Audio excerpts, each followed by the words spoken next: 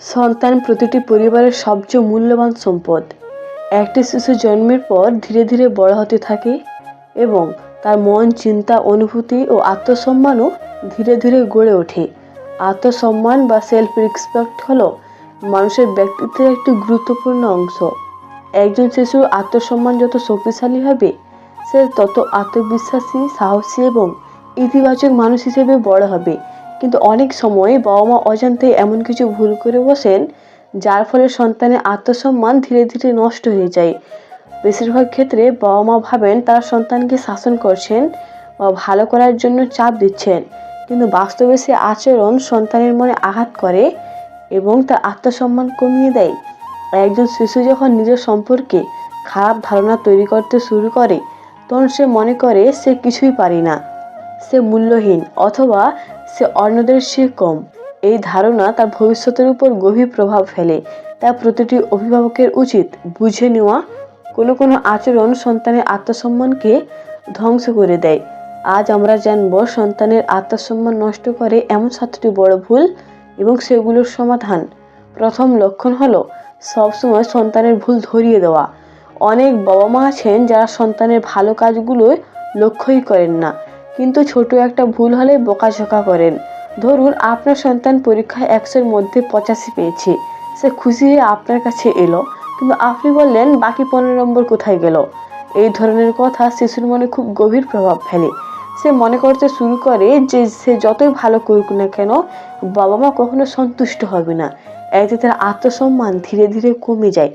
এর সমাধান হলো সন্তানের ভালো কাজগুলোকে আগে প্রশংসা করুন। তাকে বলুন তুমি খুব ভালো করেছো, পরের বার আরো ভালো করার চেষ্টা করো। এতে সে উৎসাহ পাবে। দ্বিতীয় লক্ষণ হলো অন্যদের সাথে তুলনা করা। অনেক বাবা মা বলেন, দেখো তোমার বন্ধু কত ভালো রেজাল্ট করে, অথবা পাশের বাসার ছেলে কত ভদ্র। এই ধরনের তুলনা সন্তানের আত্মসম্মানের জন্য খুব ক্ষতিকর, কারণ তখন সে মনে করে সে যথেষ্ট ভালো নয়। সে নিজেকে অন্যদের চেয়ে ছোট মনে করতে শুরু করে। ধীরে ধীরে তার ভিতরে হীনমন্যতা তৈরি হয়।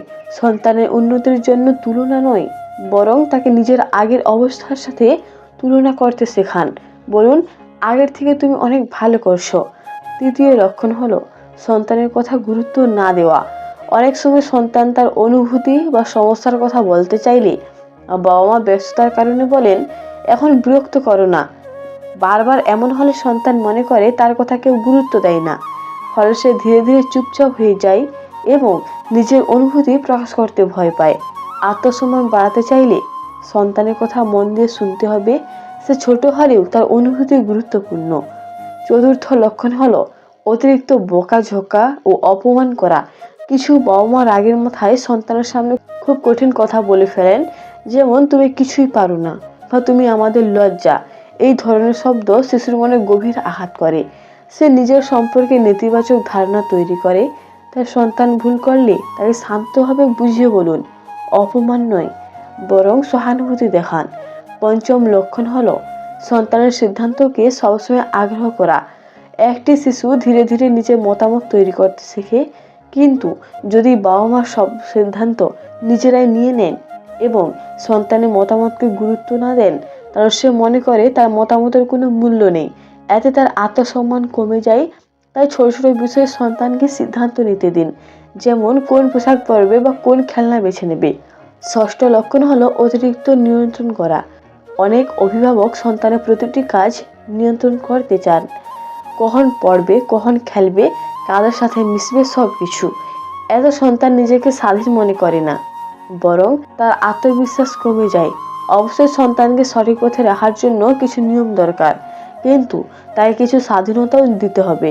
সপ্তম লক্ষণ হলো সন্তানের প্রচেষ্টাকে মূল্য না দেওয়া। অনেক সময় সন্তান অনেক চেষ্টা করেও সফল হতে পারে না। তখন যদি বাবা মা বলেন, এটা তো সহজ ছিল, তুমি পারলে না কেন, তাহলে শিশুর মনে হতাশা তৈরি হয়। কিন্তু যদি বলা হয় তুমি চেষ্টা করেছো, সেটাই বড় কথা, তাহলে সে আবার চেষ্টা করার সাহস পায়। সন্তানের আত্মসম্মান গড়ে তোলা একটি দীর্ঘ প্রতিক্রিয়া। এটি একদিনে তৈরি হয় না। প্রতিদিনের ছোট ছোট আচরণ, কথা এবং ভালোবাসা মিলেই সন্তানের আত্মবিশ্বাস তৈরি হয়।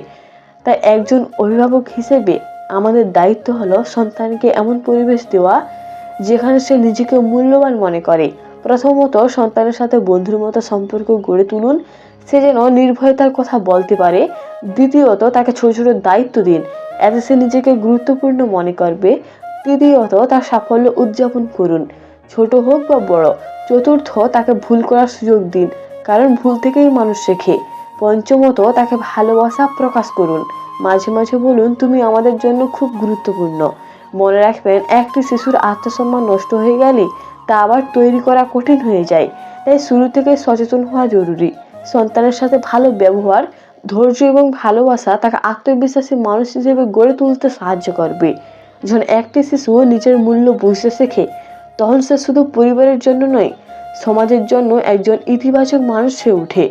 তাই আসুন আমরা সবাই চেষ্টা করি সন্তানের আত্মসম্মানকে রক্ষা করতে এবং তাকে এমনভাবে বড় করতে যাতে সে গর্বের সাথে বলতে পারে, আমি পারি, আমি মূল্যবান। এই ছিল সন্তানের আত্মসম্মান নষ্ট করে এমন 7টি ভুল এবং সেগুলো থেকে বের হওয়ার উপায়। যদি আমরা আজ থেকে সচেতন হই, তাহলে আমাদের সন্তানরা আরো আত্মবিশ্বাসী, সাহসী এবং সুখী মানুষ হিসেবে বড় হতে পারবে। ধন্যবাদ।